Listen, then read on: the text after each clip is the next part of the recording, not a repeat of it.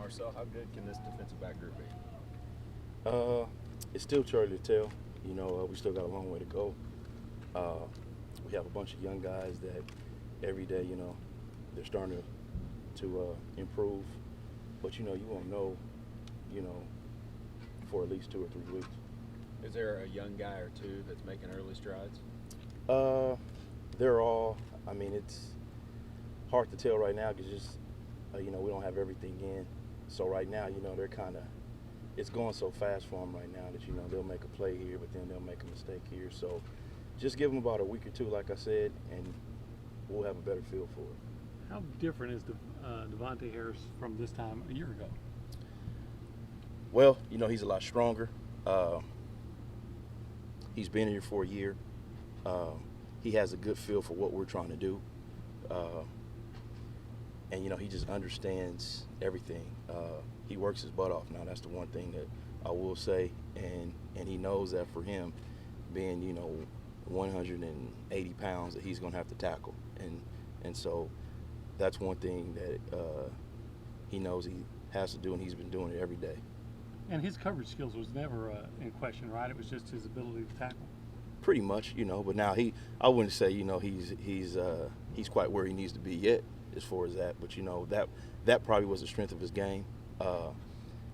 But the one thing in this conference you have to tackle is a corner, and so he needs to understand that in order to play in the SEC you have to tackle. Do you see him as a leader? I mean, he's got that exuberance and that confidence out there. Yeah, he's a leader, and at the corner spot you want him to be. They need to be leaders and they have to be confident. So that's one thing he did have, and that of course is one thing that I don't ever want him to stop having. You got Devonte, obviously DeShazer proven. Who in that next wave of guys do you feel real comfortable with out there on Saturdays right now? Otis Jacobs is a guy, and then we have freshman Victor Davis. Tavares Gardner has been getting a lot of reps. So those two need to be like that fourth guy for us. So we need to see who that is here soon. Is there maybe a little bit of a chip on their shoulder? These young guys who they want to prove themselves and that sort of thing, maybe coming into this a little bit. I'm sure they do. I hope so.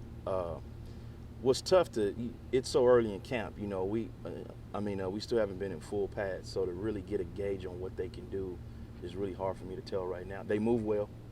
They're athletic, they're fast, but I can't really gauge on what type of football players they are yet. So we'll see, like I said, in the next 2 or 3 weeks we'll know. What are you seeing from those older guys at safety? Matthews, Raven, and even Honeycutt? Leadership. They understand it.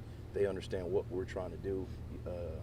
They know the system now, being in it for over a year. And so now, we're a little bit ahead of the curve at this point, because they know what they're doing. They understand it. They understand my coach, and they understand Coach Snyder. They understand what we want as a staff. So we're just ahead of the curve as far as understanding the defense at this point. Is there any specific areas of progress that you wanted to see from Raven from spring to now that you have seen or are still looking to see? Just to be the quarterback, understanding what we're trying to do. The one thing about Steve last year was, he knew exactly what we wanted as a safety. He was a quarterback of it. He's the one guy that started every game. He started every game.